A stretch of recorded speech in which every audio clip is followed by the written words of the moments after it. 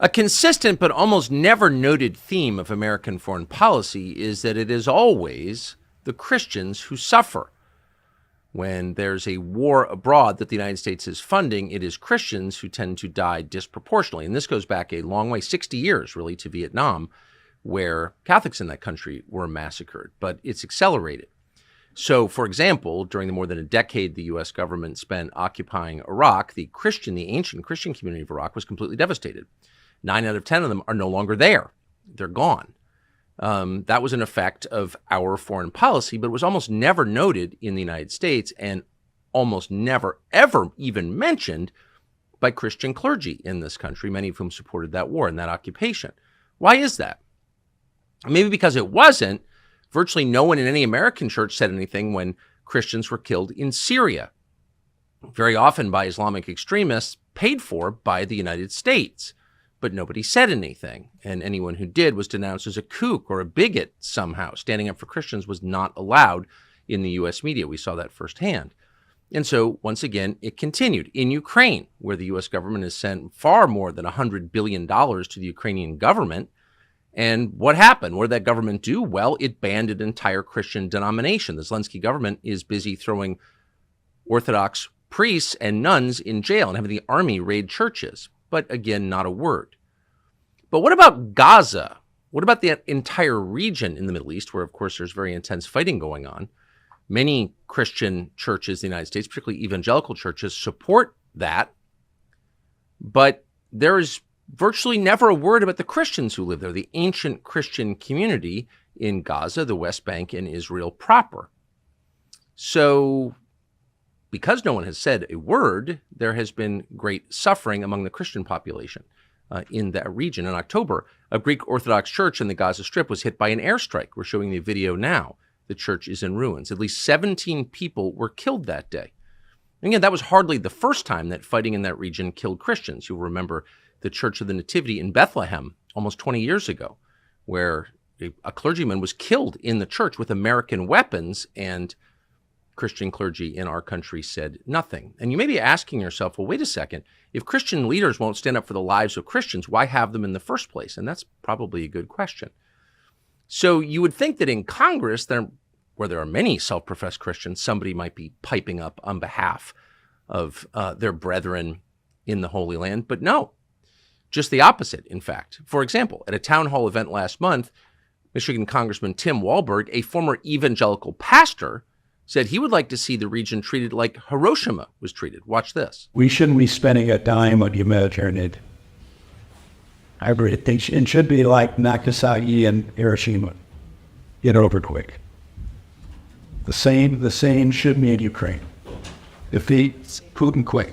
Instead of 80% of our funding for Ukraine being used for humanitarian purposes, it should be 80%, 100% to wipe out Russian forces, if that's what we want to do.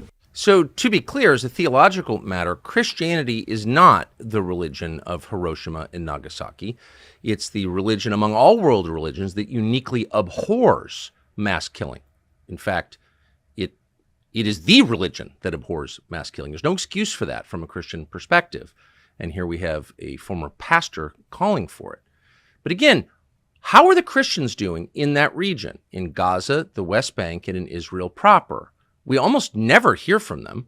And so we thought it would be interesting and maybe edifying to hear from one right now. The Reverend Munther Isaac is the pastor at the Evangelical Lutheran Christian Church in Bethlehem, and we're honored to have him join us. Father Isaac, thank you very much for coming on. So let me just ask you a broad question to start. How are Christians in the Holy Land, in the three places I mentioned, West Bank, Israel proper, and Gaza, how are they doing right now? Yeah, first, thank you for having me. These are very, very difficult times, and it's been difficult for quite some time now.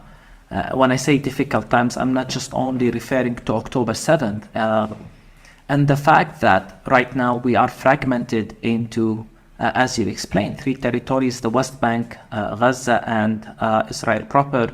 We can add East Jerusalem, which is a category in its own, explain one element of our situation, which is we're fragmented. So in my church, I have family members with relatives in Gaza, and they cannot even visit. Before the war, they could not visit and be with them.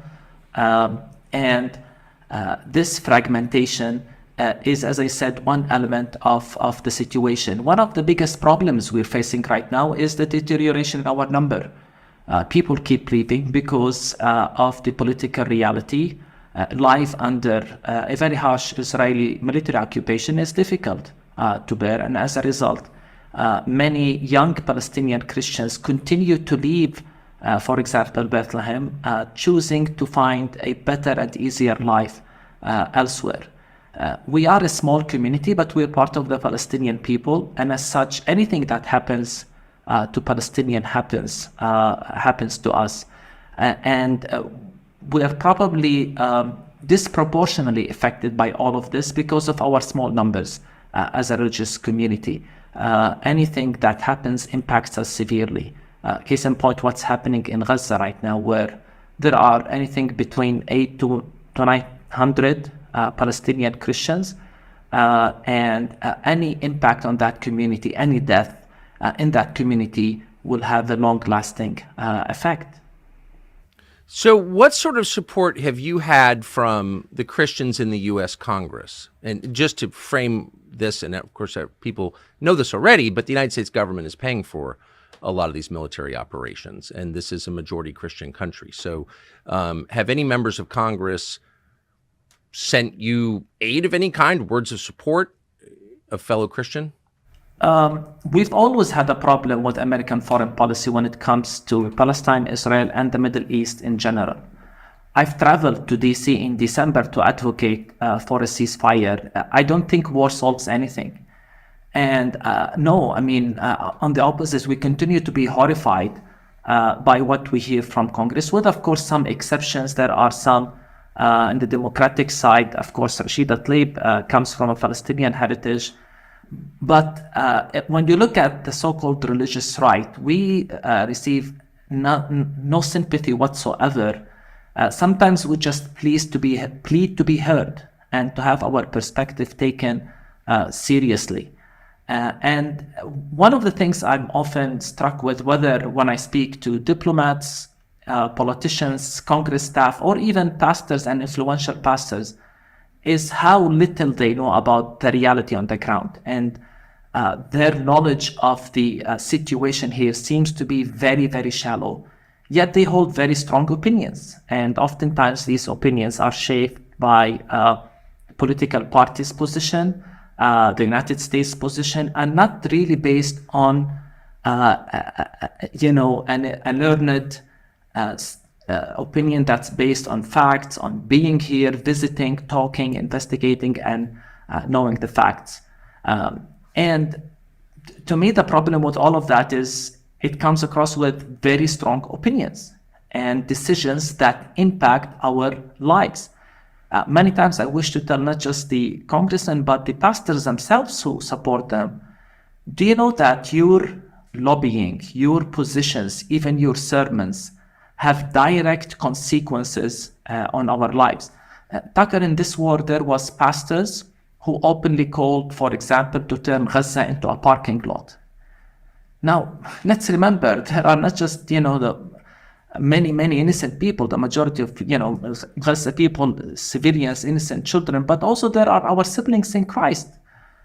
We have relatives and friends in Gaza, and here you have a pastor with influence calling for the total destruction of Gaza. And you definitely, you heard in the beginning the segment from Congressman Wahlberg, who is previously a pastor, went to prestigious evangelical institutes, and it makes us wonder, this obsession with love and with war, this obsession with war and violence, it's the antithesis of everything that Jesus taught.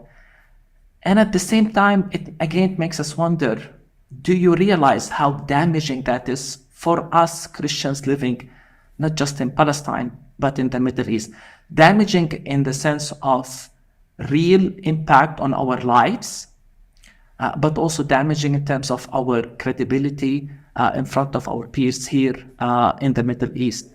So we've always had a very serious problem when it comes to American foreign policy and the religious right support to that foreign policy when it comes to Palestine and Israel. So you have people in the United States, self-professed Christians, who are sending money to oppress Christians in the Middle East. That's the sad irony in all of this, is that a lot of the money that comes from churches, even before the war, goes not just to the Israeli military, but to the building of settlements. Many of these settlements are built on land confiscated from Palestinians and in many cases from Palestinian Christian families. So I hope you understand again how difficult this is for us, because this is political and financial support from our siblings in Christ, rather than that support helping us or even helping humanitarian causes or peace causes or initiatives to bring Palestinians and Israelis together. It's supporting initiatives that are causing our lives as a Christian community more and more difficult and causing many of us to leave because it seems that there is no future for us in this land. We're very troubled, we're very sad by all of this. And again, we continue to plead for the opportunity to be heard. We continue to plead with these evangelical leaders. Come and listen and talk and see things with your own eyes. Take our perspective seriously. Tucker, you mentioned something important about the war in Iraq, and that war literally emptied half of the Christian population there. That Christian leaders pleaded with the American administration not to do that war and not to engage in it. And because they realized that it's going to have some serious consequences, not just on the Christian presence, but on the region as a whole. And never, I think, did they anticipate that it will have this severe impact on the Christian presence in the Middle East. So again, I wish these leaders realize how damaging their position, their lobbying, their money is, even to our existence as Palestinian Christians and as Middle Eastern Christians in general. It's very obvious to me that many evangelical leaders in the United States care much more about the highly secular government of Israel than they care about Christian communities in the Middle East. Why do you have a guess as to why that would be? Some of it is theology. Some of it is the theology of Christian Zionism that teaches, for example, that Christians must support Israel because the Bible teaches that. And oftentimes that is part of a larger theology of the end times, in which they view the presence of Jews in the land as preparing for the second coming of Christ. They see it as a fulfillment of prophecy, not realizing again what that means on the ground. I always say it's as if the land was empty to them. They are excited about certain events without understanding the consequences of these events on real lives. The irony is that many of these positions actually believe, and many evangelical leaders believe, that at the end times and after Jews are gathered in Palestine, 2/3 of them will be massacred. And only for the other third to convert to Christianity. And somehow they consider that a Jewish-friendly theology. Don't get me wrong, I am for Christians and Jews, just like I'm for all religions coming together, understanding one another. But there is something very problematic when we make a certain religious group as an object in our theology and even eschatology and relate to them accordingly, again, without really understanding what is happening on the ground, without understanding even the complexity of Israel as a state, how secular it is, but even how much it is oppressing Palestinians, breaking the international law, committing sometimes human rights abusing, documented against Palestinians, including Palestinian Christians. To me, Christians should be for peace. And again, I wish you were investing all of this energy and money in initiatives that bring peace, not continuing to support Israel unconditionally without holding them accountable, which is, in my opinion, what drove us to this mess right now with the catastrophe of thousands of Palestinians killed and October 7 and all of that. It's all of these policies, and we continue to say that the church has been part of the problem. And it's one of my desires to see the church part of the solution when it comes to Palestine and Israel. Whether in this war or before, it was confirmed to me that the church is part of the problem. It'd be pretty easy for Republicans in the U.S. Congress to say we support the government of Israel. But if you touch a single Christian, harm a single church, prevent any Christian from practicing his religion, you're done. Not a single dollar will come from the U.S. Congress for you. That doesn't seem hard. I have to ask specifically about the church in Gaza that was damaged in an airstrike. Who did that? What do we know about that? So there were several incidents when it comes to the Christian community in Gaza. And first, let's just explain that the majority of them live at the heart of Gaza and in Gaza city itself.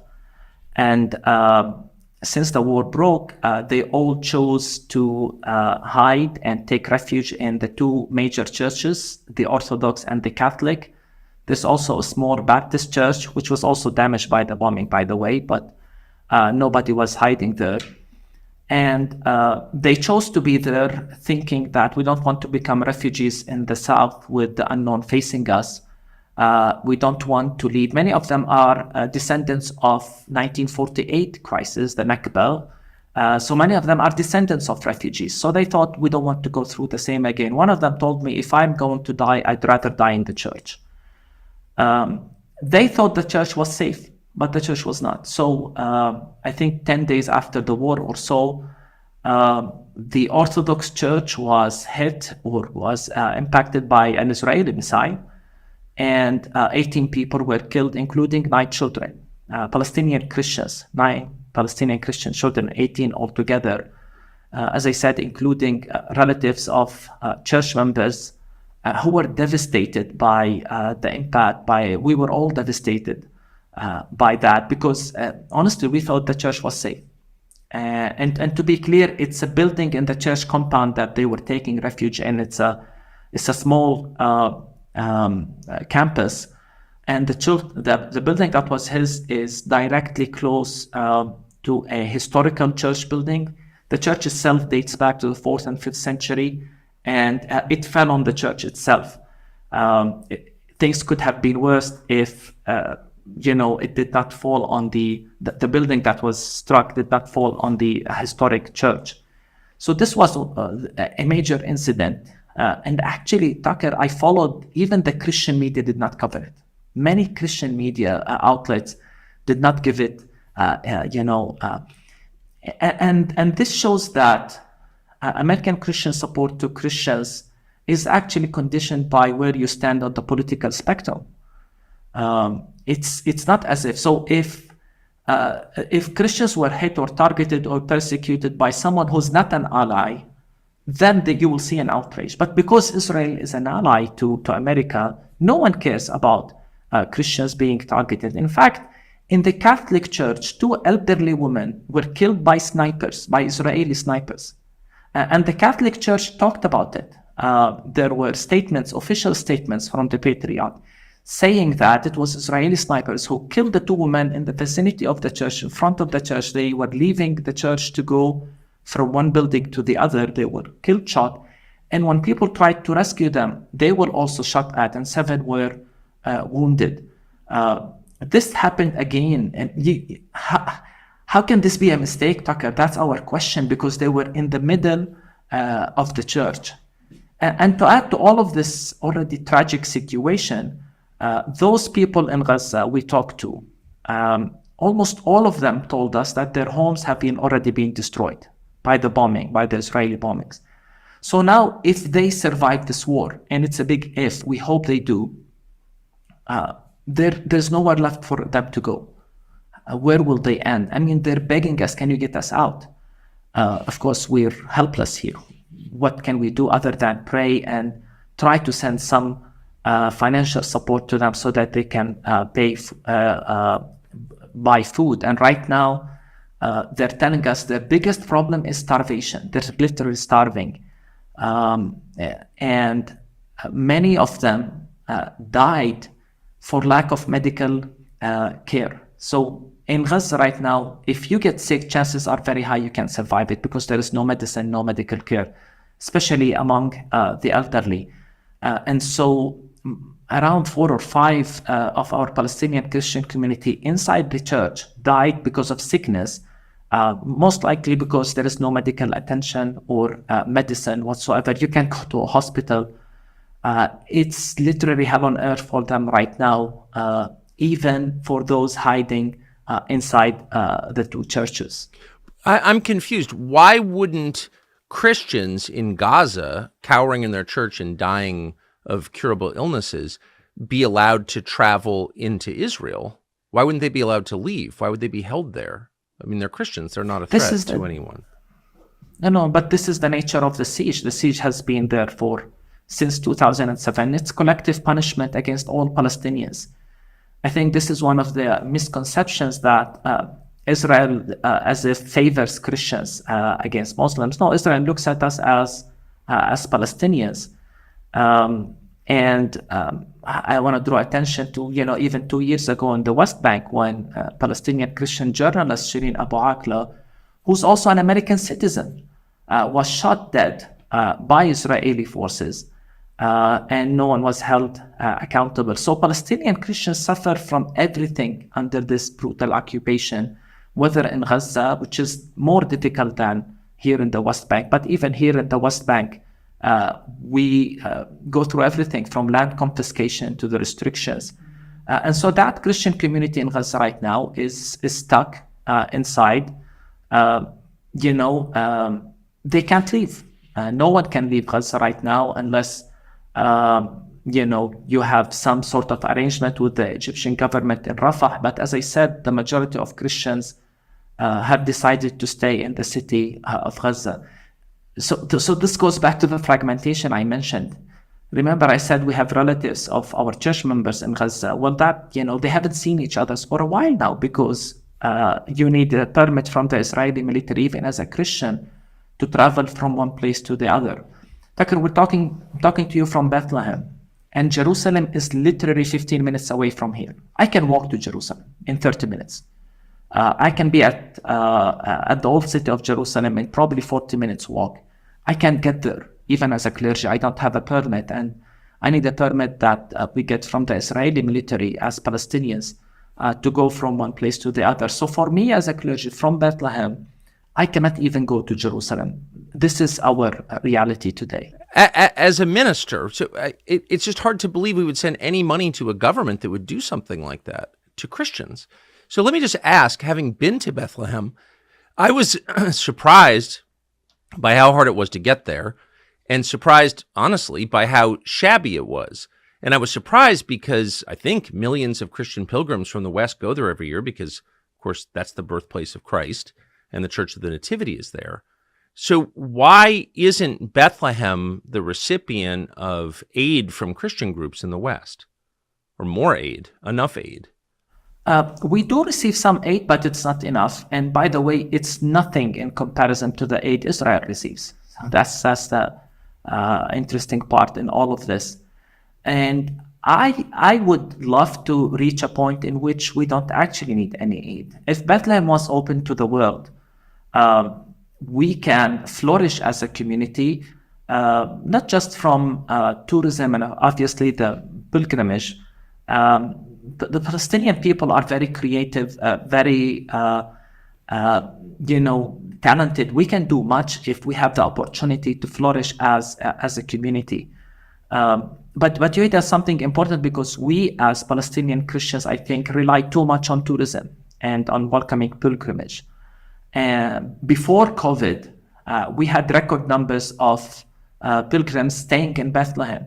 The economy was, especially in Bethlehem, was really going up. But then COVID hit us, and now this war hit us, and I'm not sure it's going to be very easy for us to survive. And when it comes to support, not just I wish to reach the point where we don't need support because Bethlehem is open to the world. I want to emphasize that the biggest support right now that we're asking for is not financial, but on political advocacy for peace and for a solution, whether it be a two-state solution or any other solution. We will not survive as a Christian community if the situation of Palestinians in general is not solved.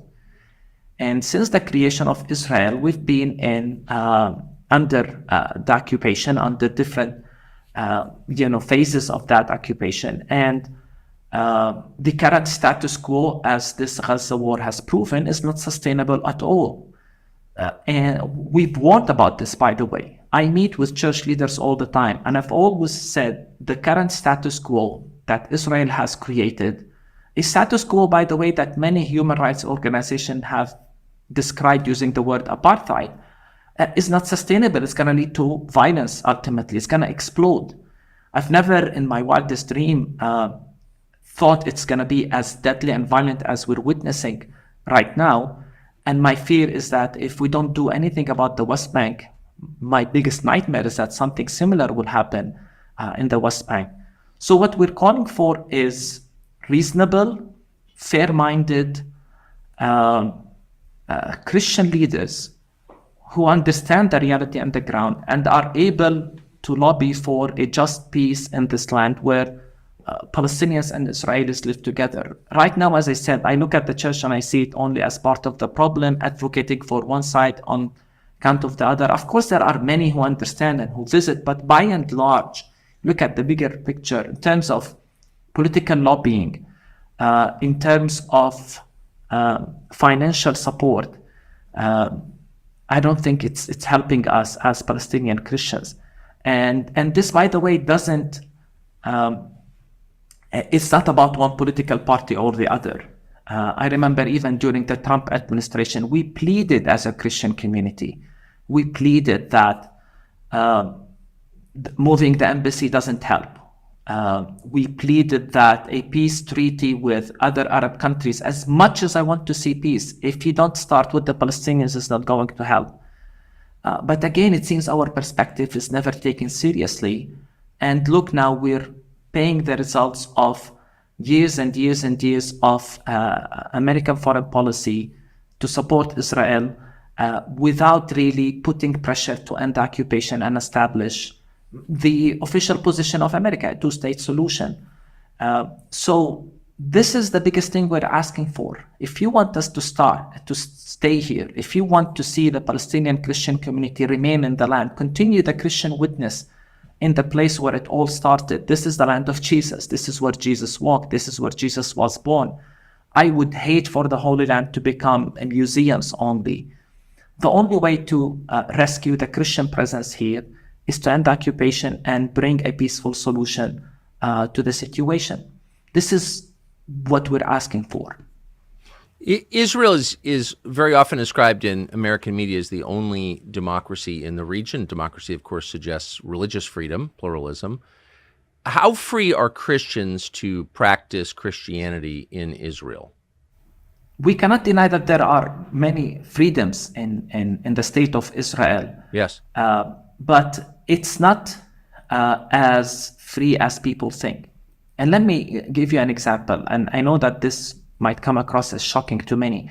Do you know that evangelicals as churches are not officially recognized in Israel?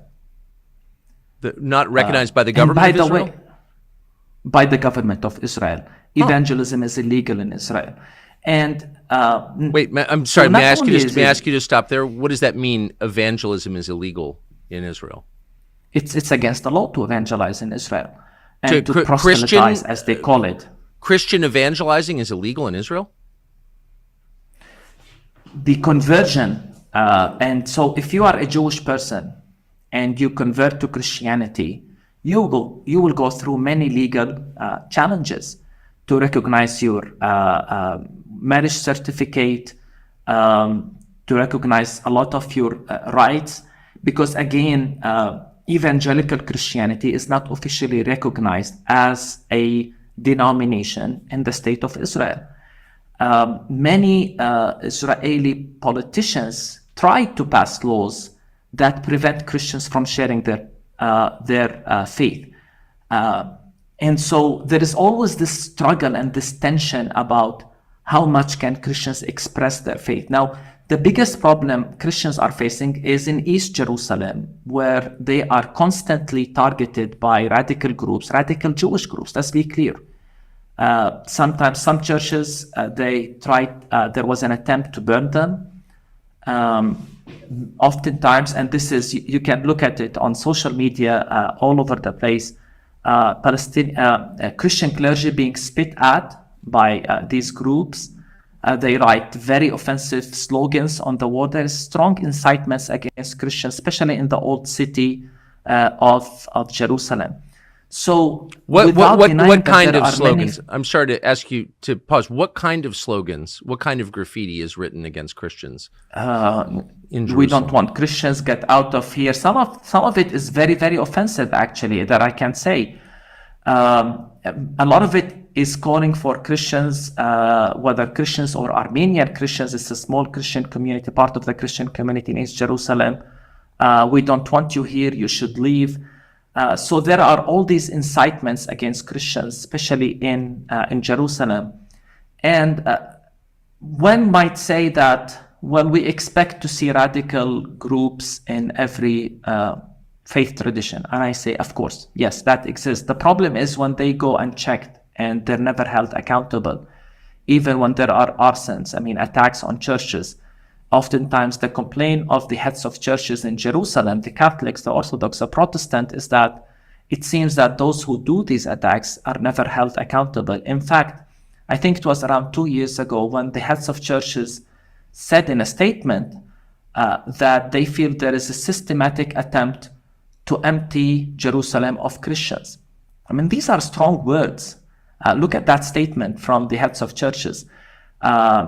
So the impression that it's flowery here for Christians is definitely not true. But beyond that, we have to look at the wider political spectrum, because at the end of the day, Israel wants to be both democratic and Jewish.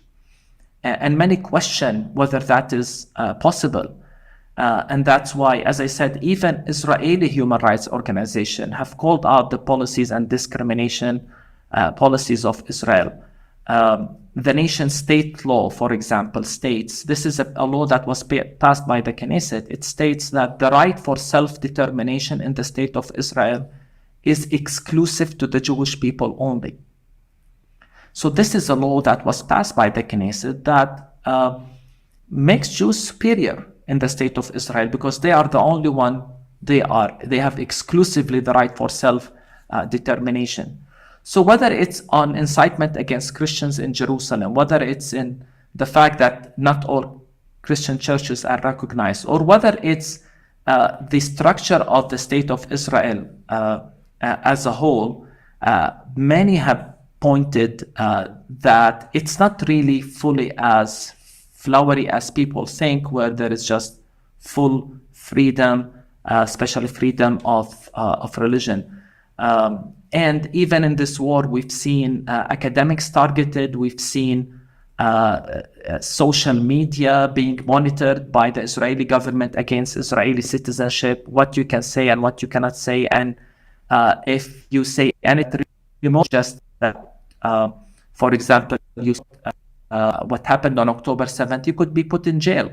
I'm not saying I support what happened on October 7th. I'm saying that even Israel now is targeting and monitoring the social media, and many of the Palestinian citizens of Israel, because many people forget that 20% of the citizens of Israel are actually Palestinians, 20% or so. So they're afraid to even speak out and say anything, even that sounds, that has sympathy with the people of Gaza, because they feel they will be targeted or they might lose their jobs. Again, I invite people to come and listen to stories and understand what's happening. Talk to church leaders in Jerusalem about the challenges and difficulties they are facing right now, before the war or during the war in Jerusalem. So the Speaker of the House in the United States, third in line to the president, third most powerful person in our political structure, is a self-described evangelical Christian and a supporter of the government of Israel. And I would be interested in asking him what he thinks of the fact that Israelis who convert to Christianity have fewer rights. I don't know if he knows that. But he has said that he supports Israel for theological reasons, the ones that you described, that Christians have a moral duty to support the government of Israel because Scripture tells them so. Is there any place in the Old or New Testaments that suggests or commands Christians to support the modern government, the secular government of Israel? Where does that come from? I haven't read that.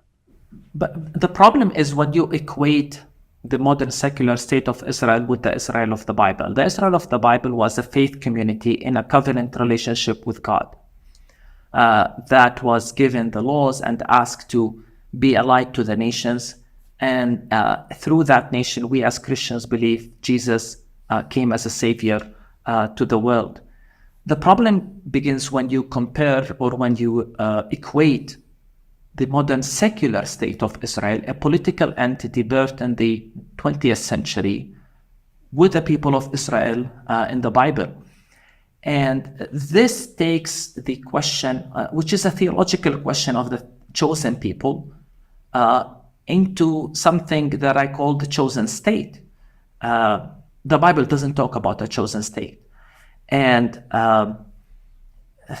to me, the biggest problem again is when we give special treatment to any people group, give privileges to any people group. Tucker, I'm a theologian, and to me the idea of chosenness is never about entitlement. Chosenness is about responsibility. It's about our calling to be a light, to be a blessing to others. We cannot change that into a theology of entitlement. And definitely a state cannot take that and make it the blueprint for being entitled and asking for everyone as if to support them. And the problem here is that it's not like, it's the Christians who are saying this. It's the Christian pastors who are saying we are called to bless Israel. Because when you mentioned Mike Johnson, he said when he became House Speaker that as Christians, the Bible tells us we should support Israel. And I ask, what about the context? What if, hypothetically speaking, let's not get into our argument, what if Israel is committing war crimes? Or what if Israel is breaking the international law? Does that mean, as Christians, we should support them regardless? And I fully understand and I'm fully aware of the shameful history of Christianity, in particular when it comes to anti-Semitism. But the solution to anti-Semitism cannot be a blank support to Zionism, especially since that support to Zionism has come on the expense of Palestinians. I always say it seems to me that many Christians in the West are repenting over the sin of anti-Semitism, a sin that happened on their ground. They are repenting on our ground.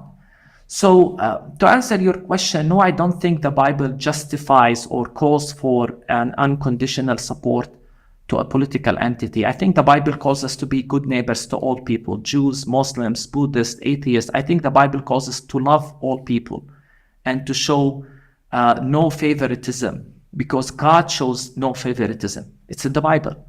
And the way many of these Christians talk about Israel actually puts us immediately as Middle Eastern Christians in the defense position.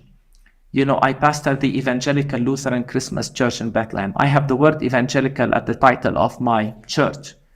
And every time an evangelical church leader says something that implies unconditional support to Israel, people ask us, is this what you stand for?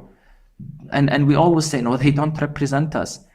And when this support translates into support of war, this is where I'm troubled the most. It's not just because I'm a Palestinian, by the way.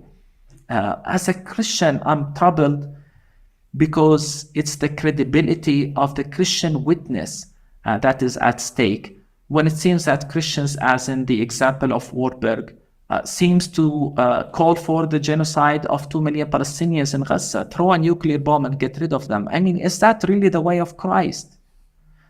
Is this how we walk in Jesus' footsteps as Jesus' followers? So we're pleading for a different not just position, but for a dialogue. We're pleading even, please reconsider. And I'm not exaggerating when we use strong words like they need to repent of these ways. If you wake up in the morning and decide that your Christian faith requires you to support a foreign government blowing up churches and killing Christians, I think you've lost the thread. Just to end on this, if you had a message for Christian leaders in the United States, whether in government or in churches or just citizens who care about the religion and their fellow Christians, what would it be? It would be to remind them that when the state of Israel was created, it was not created on an empty land. It was created on a land that had millions of indigenous Palestinians there, including Palestinian Christians. And that state they support, that state they celebrated as a fulfillment of prophecy and a sign of God's state to the Jewish people. For it to become a state, hundreds of thousands of Palestinians, including Palestinian Christians, were forced to leave and have never returned. Churches were closed. A friend of mine did a research and counted more than 30 churches that were closed when Israel was created because Palestinians were expelled from the land. Our numbers continue to be in decline. So we're pleading that come and listen, come and talk to us. And my message to Christian leaders right now is there is a very, very brutal war taking place in Gaza, a war that I described using the word genocide because it's a war that has used even starvation as a mean. And fellow Christians are suffering because of that war. It's time that Christian leaders recognize that wars is not the way, whether in Iraq, in Afghanistan, in Libya. When will we learn that war does not help? When will we take Jesus' words seriously about being peacemakers, about being merciful? There must be other ways. And so it would be an invitation to listen, to learn more, and to avoid very shallow and simplistic perspectives that are not based on scripture itself, but more based on political equations. And I would plea right now, and I will continue to plea that we need to stop this war in Gaza. It's killing many, many children, women, innocent lives. It has to stop. There must be other ways. And as a follower of Christ, we have to pursue the path of peace and justice, and we have to avoid simplistic polarizations, good and evil. Come and listen, come and understand what's happening. And I plead as a Christian pastor from Bethlehem, I plead that you come and listen. Father, thank you for your thoroughly decent and sensible analysis, and I hope it's heard by Christians throughout the West. I appreciate it. Thank you. Free speech is bigger than any one person or any one organization. Societies are defined by what they will not permit. What we're watching is the total inversion of virtue. Hey, it's Tucker Carlson. The internet is crowded with interesting things that don't really matter. On TCN, we attempt to bring you interesting things that actually do matter, and a lot of them. Interviews, long form and short, videos, documentaries. You can find all of it on tuckercarlson.com, and we hope you will.